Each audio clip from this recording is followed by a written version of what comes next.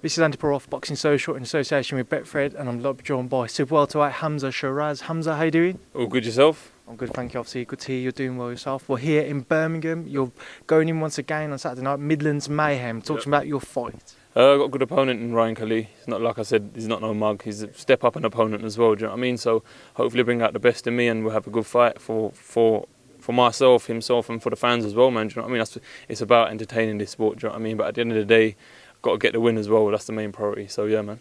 What have you been preparing for in camp with regards to Ryan? Just a bit of everything really, because you don't know what you're going to expect. You can always prepare for one thing, but if it goes the other way, you're stuck. Do you know what I mean? So we're prepared for everything really, and like I said, I can talk about my preparation being fantastic and everything, but at the end of the day, it all come proofs in the pudding. Do you know what I mean? It's Saturday night, you will see exactly what I've been doing.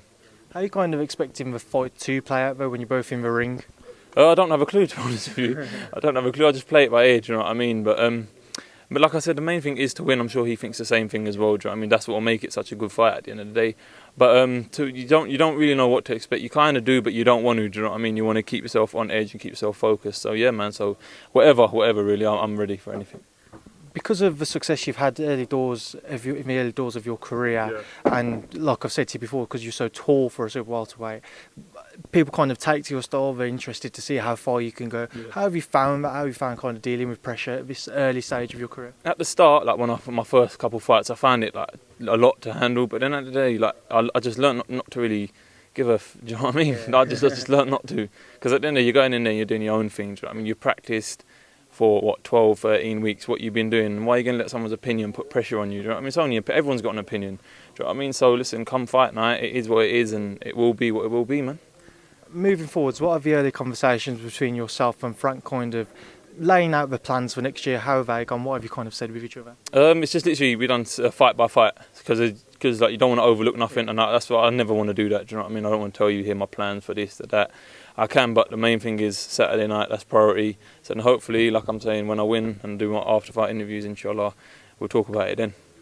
I was just going to get your thoughts on Zolano Tete's return, defending his world title against Casemiro. Your thoughts on that fight? First of all, it was an honour to be on the undercard. It's a massive honour to be on the undercard. But it's a good fight, man. It's a hard one. Do you know what I mean? You've got a boxer and you've got a puncher. But I think Tete might knock him out late rounds. It's a big statement, that. But that's my prediction anyway.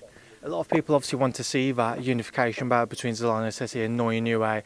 If those two were to meet in 2020, how do you see that fight playing out? Hopefully they do meet, because that'd be a massive fight. But I think Inoue, man, he's just different. He's an animal. Do you know what I mean? He's like the lighterweights, Canelo. He's the Canelo of the lighterweights. You know what I mean? He's a beast. So I think he will dominate. He will dominate.